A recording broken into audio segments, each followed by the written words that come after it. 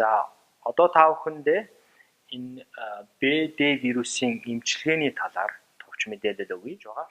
За D вирусын хувьд эхлээд мэдээж таагүй мэдээгээрээ үнэн бодит байдлыг бол шууд хэлсэн дээр одоо D вирусын хувьд бол зөвхөн ганц эмчилгээ байдаг. Одоо батлагдсан бэлгийн шинжилгээ бол батлагдсан эмчилгээ. Энэ бол интерферон гэдэг энэ тариа байгаа. Интерфероны үн бол Монгол улсад маш өндөр үнэтэй байгаа. Та бүхэн энийг сайн мэдж байгаа бах.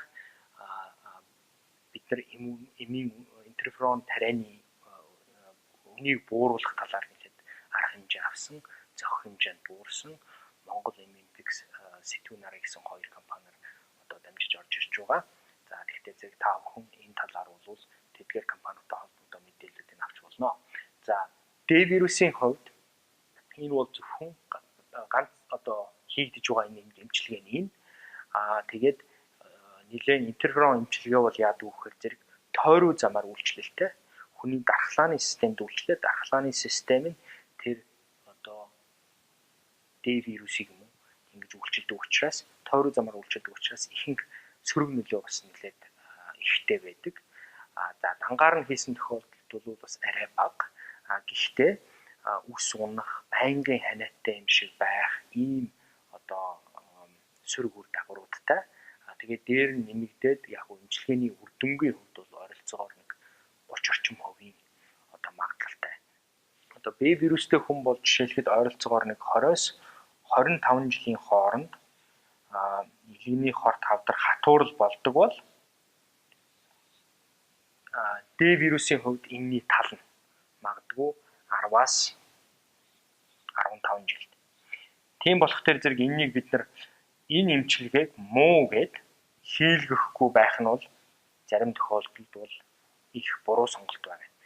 Интерферон эмчилгээ хийлгэсэн хүн нөгөө тэр тодорхой эмчийн заавраар тодорхой үе шатнд боломжтой үед нь хийлгэсэн хүний хувьд бол өвчнгийнхөө тавиланг бол хамаагүй өөрчлөх, сайжруулах бүрэн боломжтой. Тийм учраас та бүхэн нарийн мэрэгжлийн эмчээс энэ талаар зөвлөгөө аваад өөртөө таарсан эмчилгээг бол хийлгэх нь зүйтэй.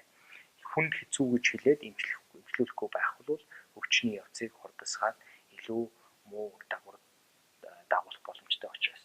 За тэгэхээр зэрэг BD вирусын хам халдвартай хүмүүсийн тухайд бол нэг юм байдаг. Ихэнх тохиолдолд хүмүүс ямар зүйл гарч ирдэг вэ гэхээр энийг байн хүмүүс асуудаг. Энэ бол миний B вирус идэвхжэлгүй одоо юм байна. Би тэгээд эмчилгээ хийх үү яах вэ гэж. Ихэнх тохиолдолд тэр хүмүүсийн хувьд бол магадгүй D вирустай байгаа байх. Ямар зүйл ажилладаг вэ гэхээр энэ вирусыг чинь бас л ерөнхийдөө нөгөө одоо хоолойн булаацалдсан одоо зэрлэг араатан шиг л бас юм байна. Тэгэхээр зэрэг хоорондоо өрсөлддөг. Ингээ BD вирусын хам халдвартай тохиолдолд ихэнх хүмүүст яадаг вэ гэхээр B вирус нь дарангуйлагдаад D вирусын идэвхжил нь маш өндөр, B вирусын идэвхжил нь маш бага байдаг. За тийм болох дээр зэрэг энэ дээр B вирусын халдвартай энэ хүмүүс бол заавал D вирусын шинжилгээ өгөөрэй. Шинжилгээ өгөөд эмчилгээ бол батлагдсан эмчилгээ бол ийм байгаа. Мэдээж дэлхийн шинжилгээ ухаан хөгжиж байна. Хөгжиж байгаа учраас бас нэмэлт одоо дараагийн шинэ 3 төрлийн эмчилгээ дэлхийд даяар туршигдаад явж байгаа.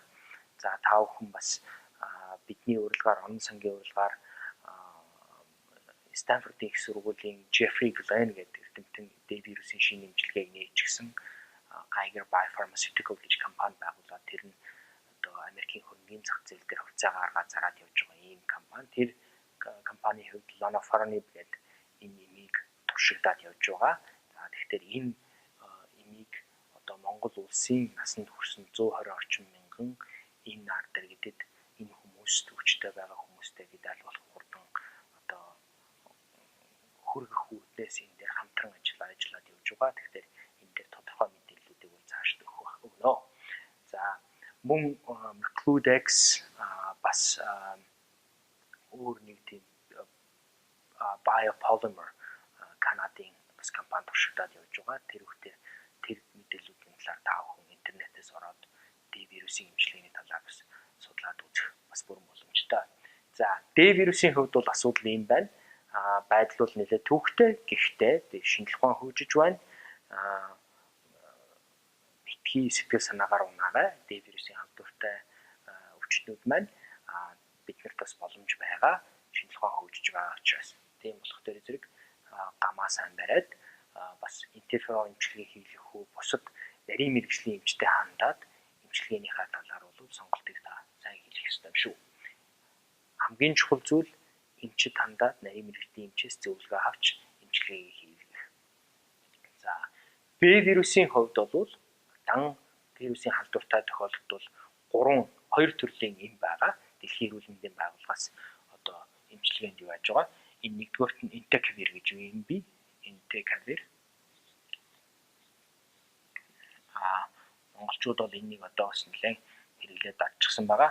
За бас мөн Tenofovir гэж. За энэ хоёр эм бол хоёулаа Монгол улсын эмчилгээнд нэвтэрчихсэн. Tenofovir-ыг бол та бүхэн бас нэлээд сайн мэдж байгаа.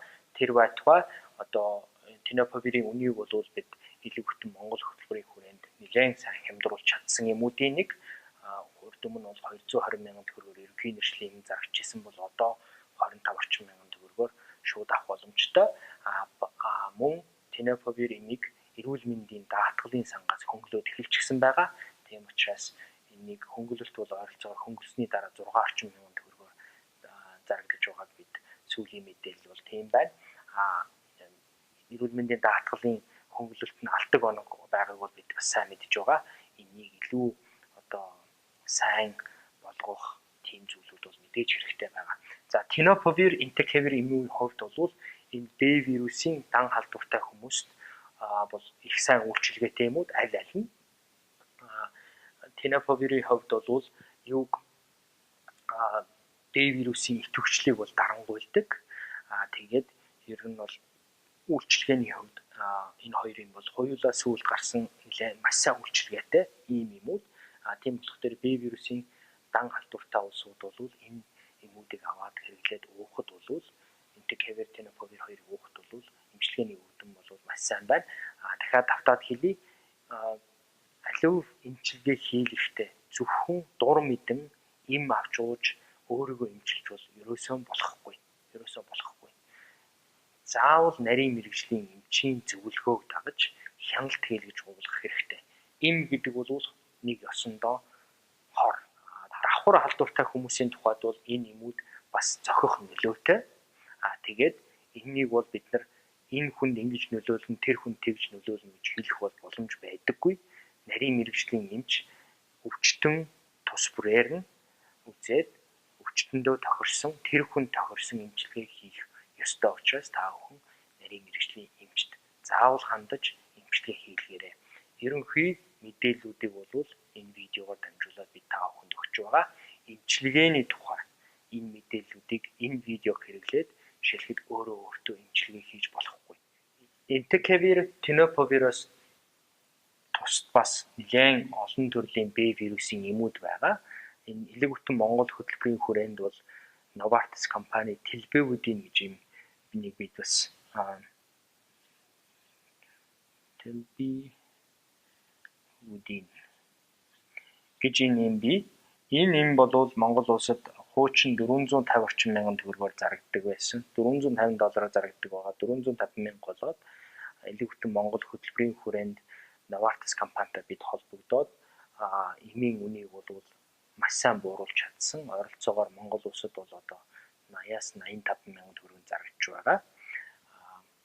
Энэ эмийн тухайд бол одоо сая өнгөрсөн Дэлхийн эрүүл мэндийн байгууллагын зөвлөмжөөр бол одоо 2 дугаар шатлалд шилжсэн юм. Гэхдээ бөөрийн дутагдaltaй, бөөрийн асуудалтай болоод жирэмсэн эмэгтэйчүүдэд энэ юм бол бас хэрэгтэй хэвээр л байгаа. За тийм болох төр зэрэг би энэ дээр бас дахин давтан хэлье. Та бүхэн энэ видеогоор дамжуулаад энэчнээс авсан мэдээлэл зөвхөн та бүхний мэдлэгийг нэмэгдүүлэхэд зориулсан. Энэ мэдээллээр өөртөө эмчилгээ хийж огт болохгүй. Тийм учраас эдгээр эмүүдээс нарийн мэрэгжлийн эмч үзээд таны өвчлөлийн нөхцөл байдал тохируулаад эмчилгээг хийн. Тийм болохоор зэрэг заавал эмчид хандаж эмчилгээ хийлгээрэй. Манай монголчуудын нэг муу зам байдаг. Би тэр эмийг хаанаас авах вэ гэж. Өөртөө шууд эмчилгээ хийдэг. Ямар ч эмчийн зааваргүйгээр. Энэ бол байж болохгүй ийм зүйл. Үүнийг бид огтхон хүлээн зөвшөөрч болохгүй. Бид өөрснөө ийм хандлагатай байж болохгүй. Энэ бол нэг ёсондоо эрүүл мэндийн боловсрол маань маш муу байгаагийн том илрэл байна. Тийм учраас заавал эмчийн хяналтанд эмээ уух хэрэгтэй. Эмээн үүж эмчилгээгээ хийлгэж, эмчийн хяналтаар эмчилгээ хийлгэх нь та бүхний бид бүхний эрүүл мэндийг хамгаалж байгаа хамгийн том алхмуудын нэг болно шүү. За баярлалаа.